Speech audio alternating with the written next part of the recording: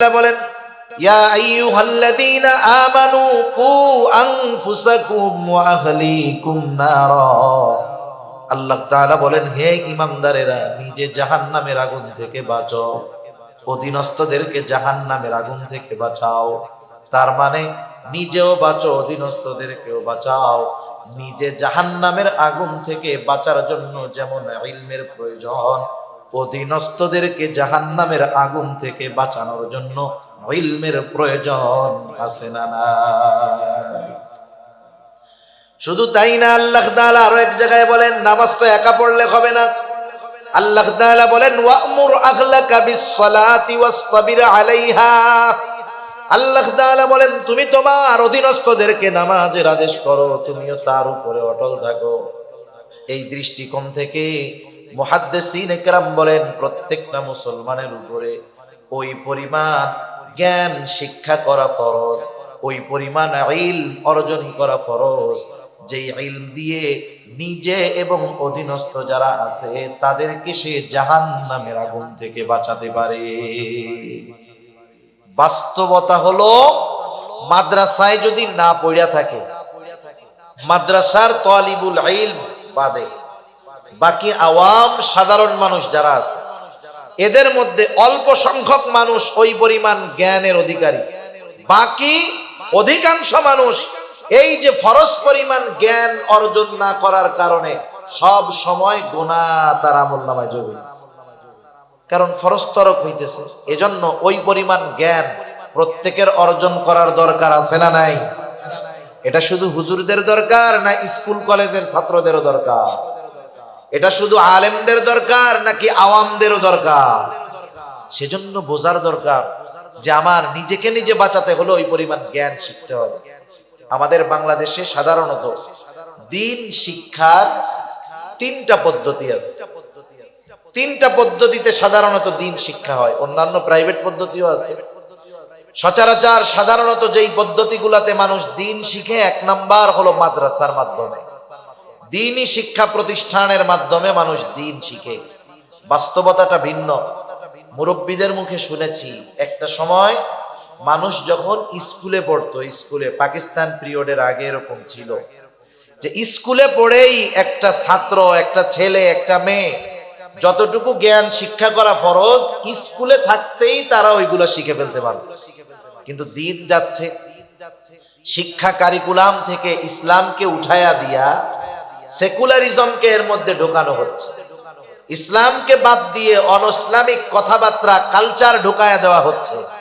এজন্য স্কুলে, primary school সহ জেনারেল শিক্ষা প্রতিষ্ঠানে যতটুকু ধর্মীয় শিক্ষা আছে, অতটুকু দিয়ে একজন মানুষ নিজের যা দরকার তার 100 ভাগের 10 ভাগও শিখতে পারে না।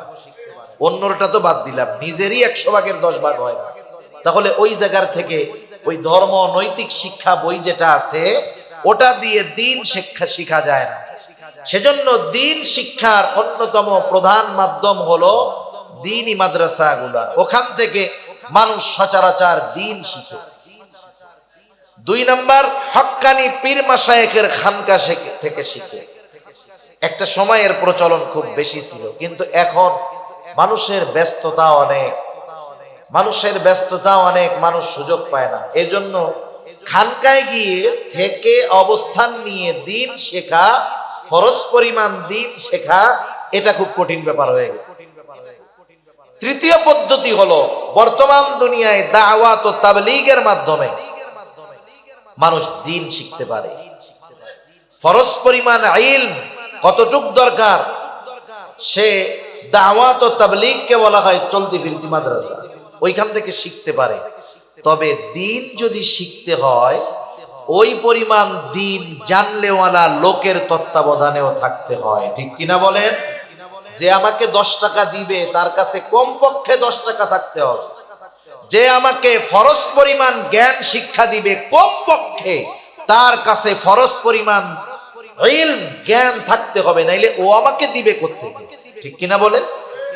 এখন আসেন, এই যে দাওয়াত ও তাবলীগ বিশ্ব ইজতেমা আসতেছে, শুধু যে এই 13, 14, 15 এই 3 দিনকে কেন্দ্র করে এই ইজতেমা বা উদ্দেশ্য তা নয়। কিন্তু অনেকে যদি মনে করে এই 3 দিন গেলাম কাজ শেষ, না, বরং মূল উদ্দেশ্য হলো এই 3 দিনকে কেন্দ্র করে সারা দুনিয়ার মানুষ ওখানে একত্রিত হবে। বিশেষ করে যেই মানুষগুলা দ্বীনি ব্যাপারে অপরিপক্ক, তারা একটু সময় নিয়ে বের হয়ে যাবে, 3 চিল্লার জন্য যাবে, 120 দিন থেকে আসবে, উলামায়ে কেরামের তত্ত্বাবধানে থাকবে। আশা করা যায় 120 দিন পরে ফরজ পরিমাণ ইলম অর্জন করে ইনশাআল্লাহ সে বাড়িতে আসবে, যদি উলামায়ে কেরামের তত্ত্বাবধানে থাকতে পারে, যাইতে পারে। কিন্তু আফসোসের ব্যাপার কি জানেন? আপনাদের এলাকায় কি 4 দোকানের আড্ডা আছে? একটু জোরে বলেন না, আছে? কত মুরব্বি তো আছে দুপুর বেলায় খেয়ে দে শাল টাল চাদর টাদর নিয়ে মুজো টুজো নিয়ে বের হয়, আর রাত 10টার সময় বাড়ি আসে। 4 দোকান যতক্ষণ খোলা, মুরব্বি ততক্ষণ আছে, জোহরের পর থেকে নিয়ে পর্যন্ত 8, 9, 10 ঘন্টা এক জায়গায় থাকে, গল্প করে, কষ্ট নাই। জিজ্ঞাসা করা হইল, চাচা কাম কাজ নাই, প্রত্যেকদিন 10 ঘন্টা দোকানে বসে থাকেন, কি বলে? হায় রে, সময় কাটে না তো বাসায় বসে, এই জন্য দোকানে এসে একটু সময় কাটাই। মুরব্বির নামাজ কালামের খোঁজ খবর নাই, দিন সম্পর্কে কি জানে আল্লাহই জানে। এখন আপনি ওই যে মুরব্বি 4 দোকানে বসে থাকে কেন? বলে কি টাইম পাস করি, টাইম কাটে না, এই জন্য টাইম কাটাই। এখন ওনার গিয়ে আপনি দাওয়াত দিবেন, এই 13, 14, 15, 3 দিনের ইস্তেমা, এরপরে আপনি করেন একবারে 3 চিল্লার নিয়তে বাইরে হয়ে যান, যেহেতু আপনার সময়ের অভাব নেই। এই কথা বলার সাথে সাথে মুরব্বি কি বলবে জানেন? এই কথা বলার সাথে সাথে আপনার কাছে সে এমন ভাবে জবাব দিবে, মনে হবে সারা পৃথিবীর মাননীয় প্রধানমন্ত্রী Tony Blair, George W Bush, তারপরে বাইডেন, ওই পুতিন, ওদের চাইতেও ব্যস্ত মানুষ ওই মুরব্বি চাচা। ওই টাইমে ওনার চাইতে ব্যস্ত দুনিয়ায় আর কেউ থাকবে না। একটু আগে কিন্তু প্রতিদিন 10 ঘন্টা 4 দোকানে বসে কাটায় টাইম কাটাই। এগুলা শয়তানের ধোঁকা। এজন্য যাদের সময় আছে আল্লাহর রাস্তায় বের হয়ে যান, উলামায়ে কেরামের তত্ত্বাবধানে যান, লাভ আছে। আমি আমার নিজের জীবনের একটা কারগুজারি মাঝে মধ্যে শুনাই। আমরা ছাত্র জামানায় 3 দিন করে যাইতাম দাওয়াতে, তাবলীগের মেহনতে 3 দিন সময় লাগাইতাম। 3 দিন গ্রামে গেছি, এরকম একবার 3 দিনের সময় লাগাইছি। 3 দিনের জন্য গেছি এক মসজিদের মধ্যে। আমাদের সাথে অনেক মুরব্বি গেছে, 70-75 জনের কম হবে না। আমরা গেছি, বেশ কয়েকজন তালিবুল ইলম আছে, মুরব্বিরা উৎসাহের সাথে আরো গেছে। তা আমরা গিয়ে মানুষের আমলের অবস্থাগুলো খেয়াল করতাম, কি করে না করে এইগুলো। একদিন দেখলাম একজন মুরব্বি হয় সম্পর্কে দাদা, উনি বাথরুমের দিকে যাইতেছে বাথরুম করার জন্য। গ্রাম অঞ্চল, টিস্যু পেপার নয়, 3টা মাটির ঢিলা নিয়ে গেছে, মাটির ঢিলা। আমি মজা করে জিজ্ঞাসা করতেছি, দাদা কই যান? বাথরুম তো আর সাথে লাগাও না, গ্রাম অঞ্চল, একটু দূরে বাথরুম। ঢিলা দেখায় বলে বাথরুমে যাই। আমি বললাম কয় কাম করেন ওই জায়গায় গিয়া? কাজ কয়টা করে বাথরুমে? 2টা। মাদ্রাসায় ছুটি নেয় না, যখন 1 নাম্বার দেখায় কিছু বলা লাগে না, হুজুরে কি বুঝে, এখন প্রস্রাব করতে যাবে। 2 নাম্বার দেখাইলে কি বুঝে? বাথরুমে যাবে। কেন 2 নাম্বার দেখায়? শুধু প্রস্রাব করা যায়, কিন্তু পায়খানা করতে গিয়া কোন বীর বাহাদুর আছে শুধু পায়খানা করবে কিন্তু প্রস্রাব করবে না? এরকম 2-1 জন আছেন নাকি যে না হুজুর আমি যখন বাথরুম করি তখন আমার একটু প্রস্রাব আসে না? তাইলে তারে নোবেল পুরস্কার দেওয়া যাবে। এরকম কেউ আছে? সম্ভব? ওই জায়গায় গিয়ে 2 কাজ করতে বাধ্য, এই জন্য 2 নাম্বার দেখানো হয়। এখন জিজ্ঞাসা করলাম কই যান? বাথরুমে যাই। ঢিলা হাতের মধ্যে দেখলাম 3টা ঢিলা। কেন, কি করবেন? সোজা কথাই বলতেছি, বলে পায়খানার রাস্তায় 3টা ঢিলাই তো ব্যবহার করতে হয়। তা আমি বললাম চাচা প্রস্রাব করার পরে ঢিলা নেওয়া লাগে নাকি? দাদা সম্পর্কে, হ্যাঁ লাগে। কেন লাগে? বলে প্রস্রাব করার পরে একটু ঢিলা নিয়ে নড়াচড়া না করলে প্রস্রাবের নালীতে প্রস্রাব থেকে যায়, জামায় প্রস্রাব ভরে যেতে পারে, নাপাক হয়ে যেতে পারে। এখন আমি বললাম দাদা তাহলে বাথরুমের মধ্যে গিয়া যখন পায়খানার সাথে প্রস্রাব করেন ওই প্রস্রাব মনে হয় ঝরে না, ওইটা মনে হয় আর লুঙ্গিতে কাপড়ে লাগে না। এইবার ওনার মাথার মধ্যে কথাটা ধরছে যে আসলে তো বিষয়টাই, পায়খানায় গিয়া 3টা ঢিলা ব্যবহার করি কিন্তু প্রস্রাবের রাস্তার ব্যাপারে চিন্তিত থাকি না। আমি লোকটারে বুঝ দিলাম, একটু হতাশ ভাব। বললাম শুধু এতটুকু শোনেন, বাথরুমের মধ্যে যখন যাবেন, বাথরুমের 3টা ডিলার সাথে আর একটা ডিলা নিবেন। এরপরে ডিলা দিয়ে ভালো মতো পরিষ্কার করার পর এরপরে পানি খরচ করার আগে আপনি ওই ডিলাটা প্রস্রাবের রাস্তায় ব্যবহার করবেন। বাথরুমের মধ্যে তো হাঁটা যাবে না, একটু দাঁড়াইলেন, উঁচু নিচু হইলেন, এইবার প্রস্রাবের রাস্তা ক্লিয়ার, পায়খানার রাস্তা ক্লিয়ার, এইবার পানি দিয়ে ধৌত করলেন আপনি পা।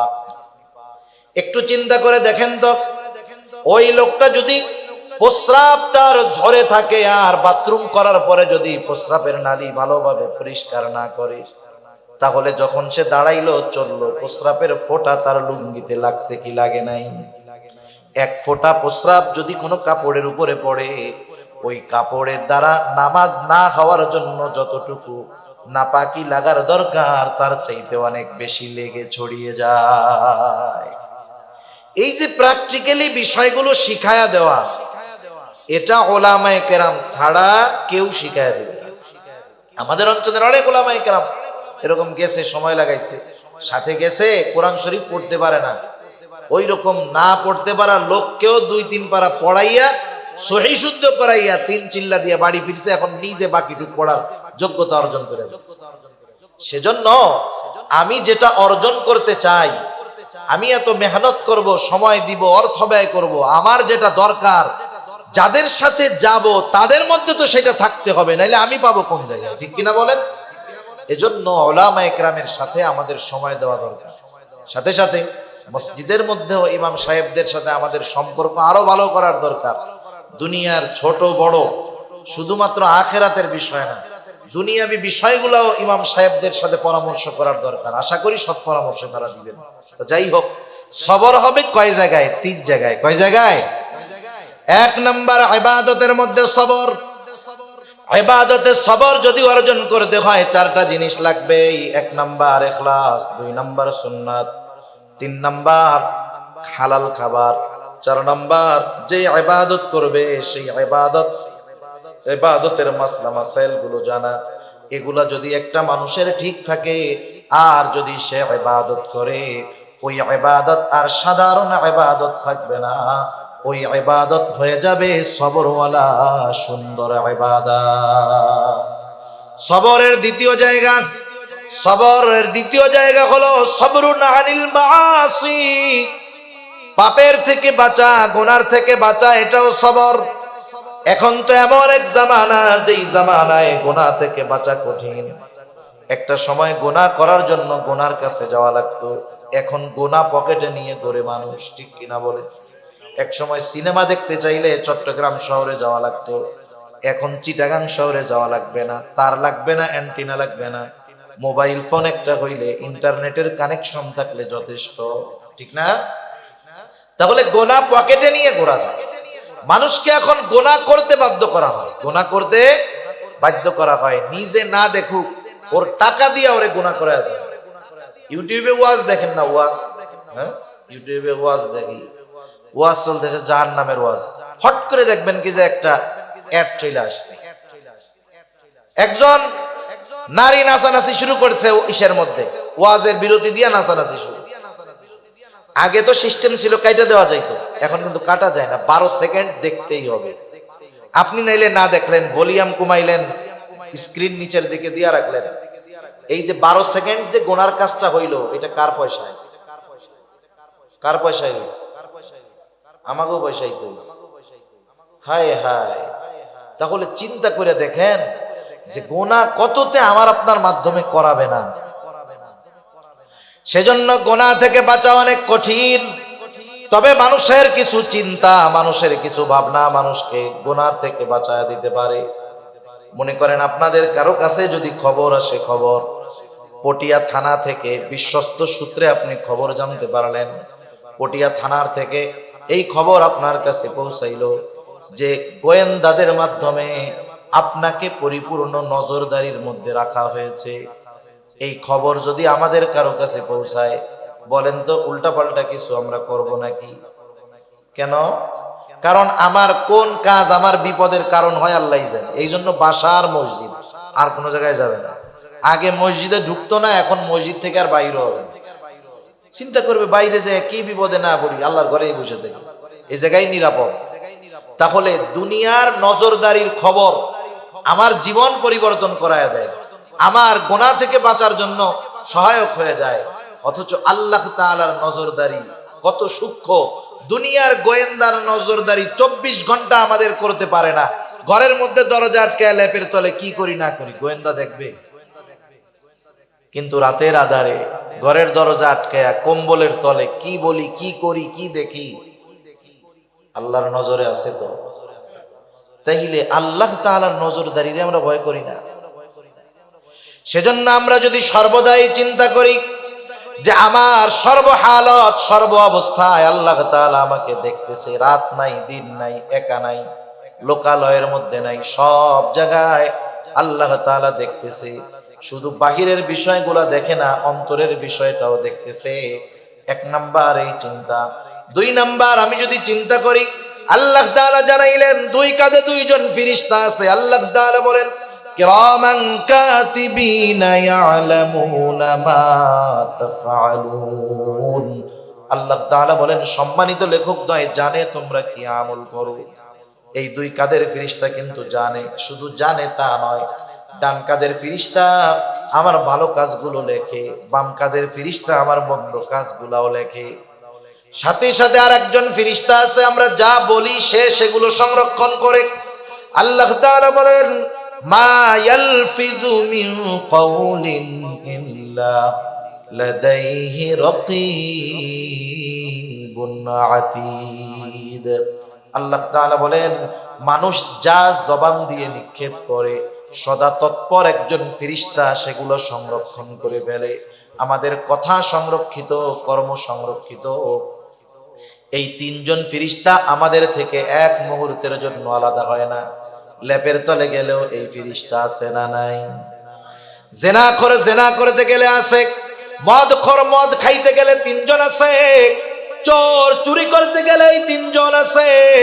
আল্লাহ তাআলাও দেখতেছে। শুধু তাই না, যে অঙ্গ প্রত্যঙ্গের দ্বারা আমরা গুনাহগুলা করি কিয়ামতের দিন এরাও আমাদের কর্মের ব্যাপারে আল্লাহর কাছে বলে দিবে। এই চিন্তাধারা যদি আমার আপনার মধ্যে, আমি আপনি যথাযথভাবে এই চিন্তাধারা লালন করতে পারি দৃঢ়ভাবে, তাহলে গুনাহ করার আগে যদি চিন্তা করি এই কাজটা করলে আমার বাপ যদি দেখতো আমি লজ্জা পাইতাম। আল্লাহ তো দেখতেছে, তাইলে বাপের চাইতে আল্লাহর লজ্জা বেশি হবে না কম? বেশি করতে হবে। এই যে চিন্তা, এই চিন্তাগুলা মানুষকে গুনার থেকে বাঁচাইতে পারে। নাইলে দুনিয়ার আইন দিয়া ভয় দেখাইয়া মানুষকে গুনার থেকে ফেরানো যায় না। যদি যাইতো, গোটা দুনিয়ায় মাসের পর মাস, বছরের পর বছর একটা অপরাধ বন্ধ করার জন্য হাজারো আইন করা হয়, কিন্তু বন্ধ হয় বলেন? বন্ধ হয় না। সেজন্য বুঝতে হবে, এই কথাগুলো আমাদের সামনে রাখতে হবে, তাইলে গুনার থেকে বাঁচার যে সবর এটা অর্জন করা যাবে। 3 নাম্বার, সবরুন আলাল মাসায়েব, বিপদ আপদ মুসিবতের মধ্যে সবর। আল্লাহ রাব্বুল আলামিন এই দুনিয়ায় মুমিনকে বিপদ আপদ দিবেন, এটা আল্লাহ তাআলার ঘোষণা। কারণ আমরা যদি নিজেদেরকে মুমিন দাবি করি, এই দাবির পরিপ্রেক্ষিতে আল্লাহ তাআলা বলেন আহাসিবান নাসু আন ইউতরাকু আন ইয়াকুলু আমান্না ওয়া হুম লা ইফতানুন। আল্লাহ রাব্বুল আলামিন বলেন মানুষ কি এটা মনে করে নাকি আন ইয়াকুলু আমান্না, তারা বলবে যে আমরা ঈমান এনেছি, আমরা মুমিন, আর তাদের পরীক্ষা নেওয়া ব্যতীত ছেড়ে দেওয়া হবে। মানুষ কি এটা ভাবে নাকি? তার মানে আল্লাহ তাআলা জানায় দিলেন যারা নিজেদেরকে মুমিন দাবি করে অবশ্যই তাদেরকে ঈমানের পরীক্ষার মুখোমুখি হওয়া লাগবে। তাহলে আল্লাহ তাআলা দুনিয়ায় বালা মুসিবত দিয়ে আমাদের ঈমানের পরীক্ষা নেন। আল্লাহ তাআলা বলেন ওয়ালানাবলুওয়ান্নাকুম বিশাইইম মিনাল খাউফি ওয়াল জু'i ওয়া নাকসিম মিনাল আমওয়াল ওয়াল আনফুসি ওয়াত থামারাত। আল্লাহ তাআলা বলেন আমি অবশ্যই তোমাদের পরীক্ষা নিব, ঈমানের পরীক্ষা। কোন পদ্ধতিতে? বিশাইইম মিনাল খাউফ, কিছুটা ভয়ের মাধ্যমে মুমিনের ঈমানের পরীক্ষা নেওয়া হবে। ওয়াল জু', ক্ষুধা, অভাব, দারিদ্রতার মাধ্যমে মুমিনের ঈমানের পরীক্ষা নেওয়া হবে।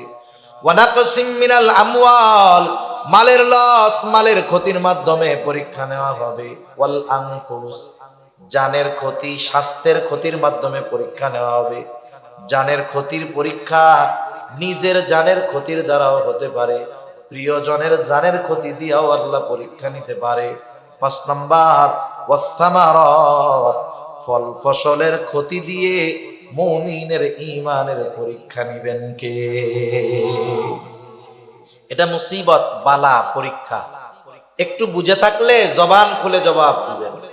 বালা মুসিবত দিয়ে পরীক্ষা নেন কে? তাহলে বালা মুসিবত বিপদ আপদ দেন কে? আল্লাহ। কোন সন্দেহ আছে কারো? সন্দেহ নেই। এখন দ্বিতীয় প্রশ্ন, বিপদ আপদ বালা মুসিবত থেকে উদ্ধার করেন কে? আরো জোরে, কে? বিপদ আপদ দেন আল্লাহ, উদ্ধার করেন। তাহলে বিপদ আপদ মুসিবতে যেহেতু আল্লাহ তাআলা উদ্ধার করেন, সাহায্য কার কাছে চাইব? বিপদ আসলে সাহায্য কার কাছে চাইব?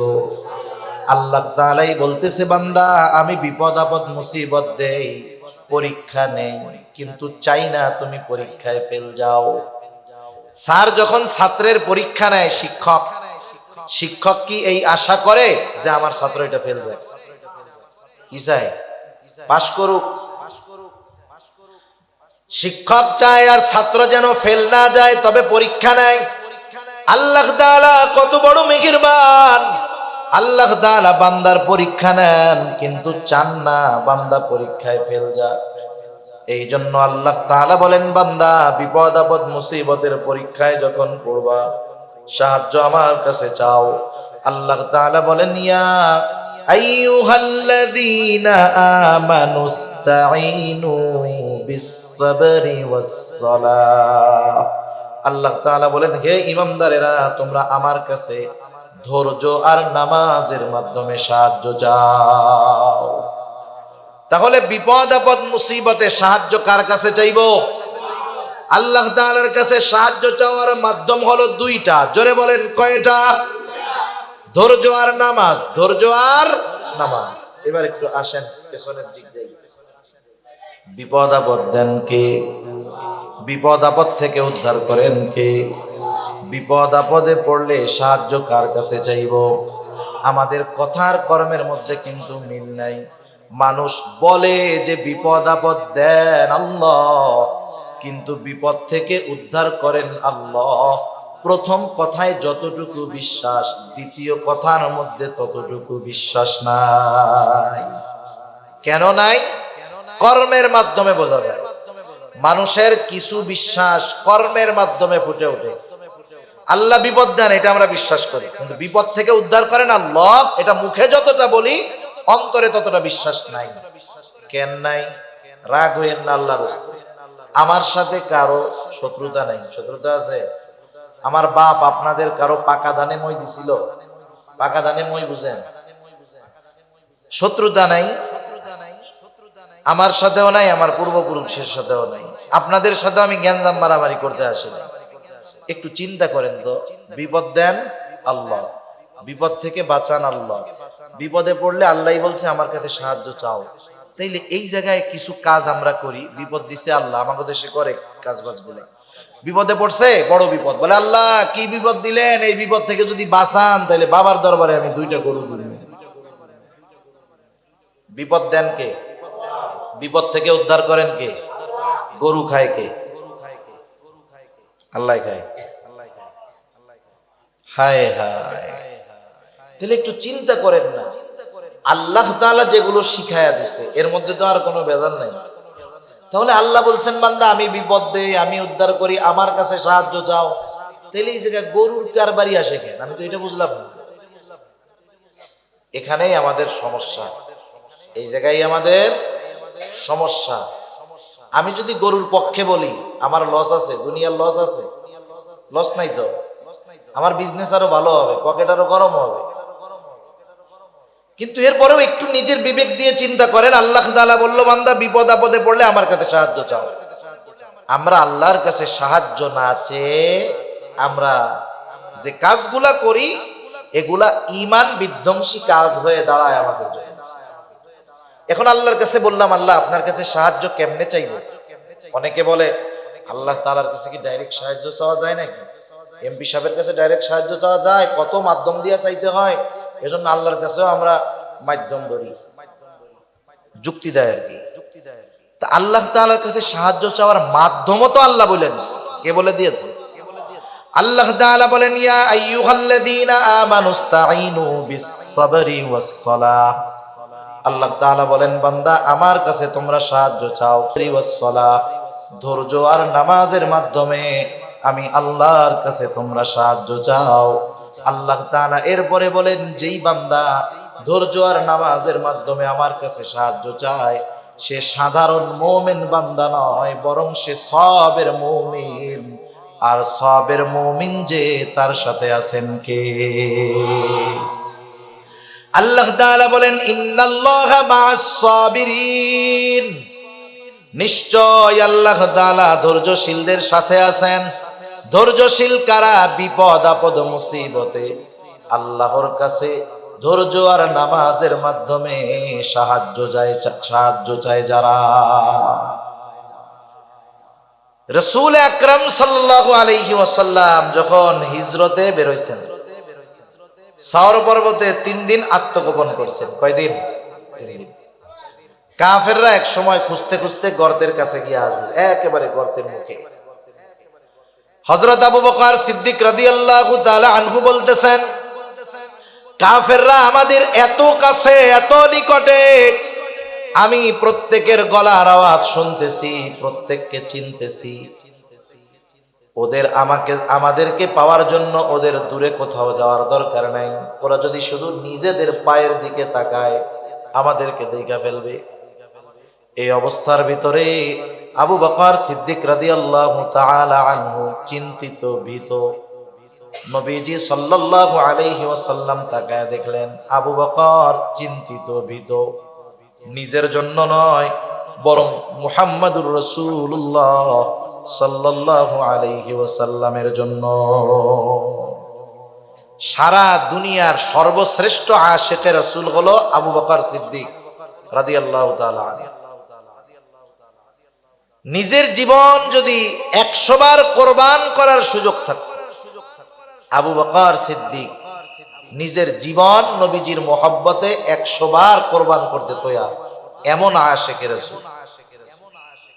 রাসূলুল্লাহ সাল্লাল্লাহু আলাইহি ওয়াসাল্লাম যখন দেখলেন আবু বকরের কপালে চিন্তার ভাঁজ, ভীত, আল্লাহ রাব্বুল আলামিন জানায়া দিলেন গর্তের মধ্যে দুজনের মধ্যে কি কথোপকথন হলো। আল্লাহ তাআলা বলেন, ইযহুমা ফিল গারি ইয ইয়াকুলু লিসাহিবিহি লা তাহজান ইন্নাল্লাহা মা'ানা। আবু বকর সিদ্দিক রাদিয়াল্লাহু তাআলা আনহুর ওই ভীত অবস্থা দেখে নবীজি বললেন, ও আবু বকর, লা তাহজান, তুমি কোনো চিন্তা কইরো না। এই জায়গায় গর্তের মধ্যে শুধু আমি আর তুমি দুইজন নয়, ইন্নাল্লাহা মা'ানা, নিশ্চয়ই আমাদের সাথে আছেন কে? আর আল্লাহ তাআলা বলেন, আমি ধৈর্যশীলদের সাথে থাকি। তাহলে ধৈর্যশীলদের সাথে আছেন আল্লাহ। যাদের সাথে আল্লাহ আছেন তাদের কোনো ভয় ভীতি চিন্তা আছে নাকি? সেজন্য আমরা বিপদ আপদ মুসিবতে আল্লাহর কাছে সাহায্য চাইব ধৈর্য আর নামাজের মাধ্যমে। তাহলে আমরা হতে পারবো সবের মুমিন। কি মুমিন? জোরে বলেন। ওই 3 জায়গায় যে সবর করতে পারবে সে হলো সবের মুমিন। আর সবের মুমিন যে তার সাথে আছেন কে? আল্লাহ তাআলা এই জন্য বললেন, ইয়া আইয়ুহাল্লাযীনা আমানুসবিরু, হে ঈমানদারেরা, ইসবিরু, তোমরা সবর করো। সবর হবে 3 জায়গায়। কয় জায়গায়? 3 জায়গায়। 1 নাম্বার ইবাদতের মধ্যে সবর, 2 নাম্বার গুনার থেকে বেঁচে থাকার মধ্যে সবর, 3 নাম্বার বিপদ আপদ মুসিবতের ক্ষেত্রে সবর। এখন বলেন সবর হবে কয়দিন? সবর কয়দিন? হায়াত আছে যতদিন সবর হবে কতদিন? জীবন আছে যতদিন। ইবাদত কতদিন? হায়াত আছে যতদিন। আল্লাহ তাআলা বলেন, ওয়া'বুদ রাব্বাকা হাত্তা ইয়াতিয়াকাল ইয়াকিন। আপনি আপনার রবের ইবাদত করেন দৃঢ় সত্যের আগমন পর্যন্ত। দৃঢ় সত্য মানে হইল মৃত্যুর আগ পর্যন্ত ইবাদত চলবে। তাহলে সবরও হবে একেবারে মৃত্যু আসার আগ পর্যন্ত। এই জন্য আল্লাহ রাব্বুল আলামিন এক নম্বরে বললেন, মুমিন ইসবিরু, সবর করো।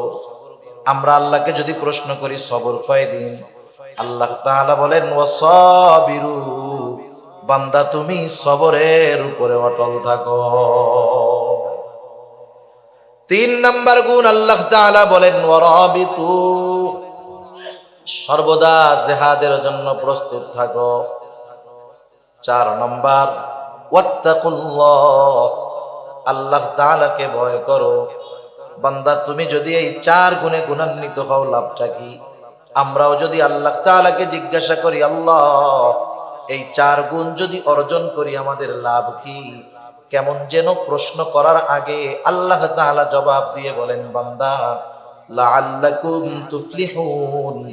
লাআল্লা কালামে হাকিমের মধ্যে আসলে নিশ্চয়তার অর্থ দেয়, অর্থাৎ আল্লাহ তাআলা বলেন যেই মুমিন এই 4 গুণে গুণান্বিত হবে অবশ্যই সেই মুমিন সফল মুমিন হয়ে যাবে। সফল মুমিন কে? বলেন জান্নাতে যাবে যে। সফল মুমিন কে? জান্নাতে যাবে যে। সেজন্য আমরা যদি সফল মুমিন হতে চাই তথা জাহান্নামের আগুন থেকে বেঁচে জান্নাতে যেতে চাই, সূরা আলে ইমরানের 200 নম্বর আয়াতের আলোকে আল্লাহ তাআলা যেই 4 গুণ অর্জন করতে বলছেন সেই 4 গুণ আমরা অর্জনের চেষ্টা করব। আল্লাহ সুবহানাহু ওয়া তাআলা আমাদের সবাইকে এই 4 গুণে গুণান্বিত হওয়ার তৌফিক দান করুন। সকলে জবান খুলে বলি আমিন, আরো জোরে বলি আমিন। ওয়া আখিরু দাওয়ানা আনিল হামদুলিল্লাহি রাব্বিল আলামিন। আমরা সবাই সবার জন্য দোয়া করব।